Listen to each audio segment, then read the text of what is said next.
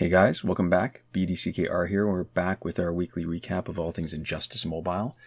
This is January 23rd, 2025, and the current challenge is John Stewart Green Lantern. It's a 1-week repeat. Required characters are Nightwing, Regime, and Doomsday that can be available as cheaply as Bronze, and Silver.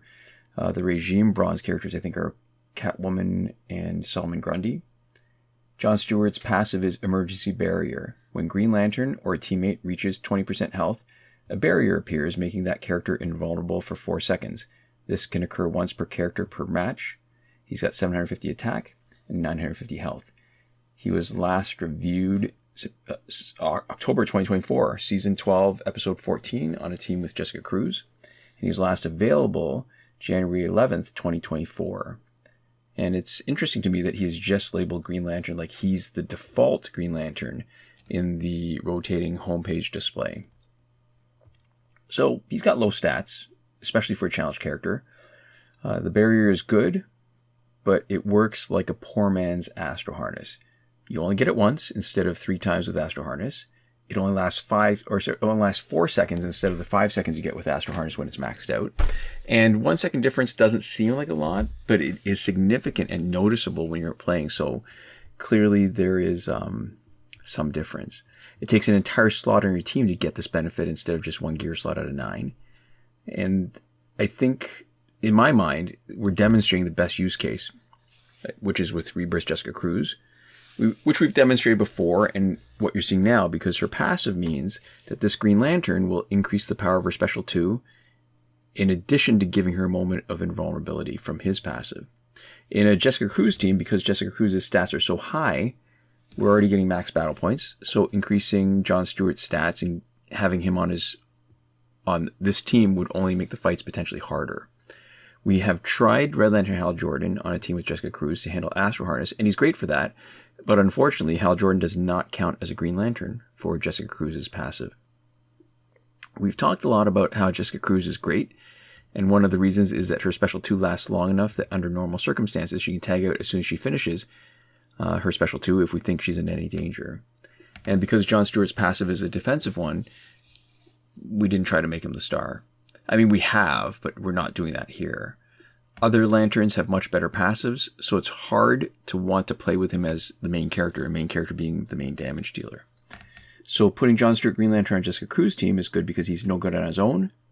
It improves Jessica Cruz, and she's good enough that we don't want to waste a better Green Lantern with her. So back in January 2024, we did make him the main damage dealer by giving him a 10-2 on Master's Death card. And when we did that, there still didn't seem to be anything special about him. His Special 2 is multiple hits. It feels like his second hit does the most damage, not sure about that. And the last few hits where he's shooting stuff does very little damage, which is unfortunate because it often leaves the opponent standing. And each of those hits, if it's unblocked, gives the opponent power, which is why Rebirth Raven works well with him. You give the opponent power, opponent doesn't get knocked out, then we steal it with Rebirth Raven. So Rebirth Raven otherwise doesn't have any kind of special synergy with John Stewart Green Lantern like she does with Static or any other character that stuns, but she does a good job of mitigating the danger of John Stewart being underpowered. We generally only augment crit chance and crit damage, but John Stewart might be one of those cases where it's worth promoting him past Elite 7 or even augmenting his attack and health so that he can hang with the big boys a bit. We haven't done that here. So we've reverted to using him on the best team, which means he's not the star. I guess the other thing is his basics have a good rhythm, like all the Green Lanterns. He's not particularly fast, but like Deathstroke's swipe combo, it's easy to get the timing right for swipe combo that's unblocked. I mean, that comes from part of grinding back in the days when we only had 3 bronzes. And one of them was Green Lantern, and he was the bronze Green Lantern is pretty darn good. And John Stewart Green Lantern is the same kind of basics rhythm. So for the challenges, this is week 39 since the end of the 4-year repeating challenge cycle. We're hoping this is week 39 of a new challenge cycle, and we won't find that out until it starts repeating itself. And we're hoping that the 12 last missing challenge characters are going to be put back into the schedule. So based on what's happened, I think next week is going to be Earth 2 Flash. And the last chance to have the missing challenge characters come back alternating with the old challenge characters like they did for the first 20-something weeks of this current hopefully cycle would be towards the end of February. And if they're going to wait and not do that, and potentially before they repeat, the last sort of drop dead date would be May 15th. So that would be a good time to watch out for it. This week's multiplayer reward is Black Power Battery, which becomes Nekron's Scythe. When it's maxed out, there's a 40% power steal on basic attacks if health points lower than 15%. 200% increased damage against frozen or stunned opponents. There's a 40% life drain on basic attacks if HP is lower than 15%. And when it's evolved, knocking out an enemy to gain resurrect with 65% health on death once per match. It was last available June 20th, 2024. And unlike the challenge cycle, nothing is missing from multiplayer rewards. If the pattern holds, next week should be Claw of Horus. Now this Nekron Scythe, it is a true legendary gear. One of only 2 gears that will boost damage against stunned opponents and worth a gear slot if it had that one ability and nothing else. That ability is really that powerful. But the boosted damage against frozen opponents makes it even better in one axis compared to Cloak of Destiny, even though there's not a lot of characters that will freeze opponents. The Cloak has the advantage of boosted critical damage, and Nekron's advantage in a different way is that one revive for knocking out an opponent, which makes it, I think, kind of amazing. Fourth World gear set as a point of comparison requires 2 slots to get this ability, and that means I'm almost never using 2 pieces of Fourth World gear set because individually most of them aren't good enough to make it worth having 2 on one character. The power drain and lifesteal, they sound great, not that useful in the gameplay. Like I was saying earlier about how that 1 second of invulnerability seems to make a difference. The power drain and lifesteal almost never make a difference because of how rarely you're in that small window of health and still in the fight, and how short a period of time you can keep your health that low without getting knocked out or without draining or life stealing the opponent's health, so that it puts you out of that health and then you lose those. You don't lose them, but you no longer work with those abilities. I mean, if you can keep your health that low in power steal, it's not bad. The one thing you need to watch out for is that an opponent with 2 pieces of LexCorp gear will reverse the power steal, which is the same problem that you see when you're playing with Batman Ninja Catwoman, and her passive allows power drain.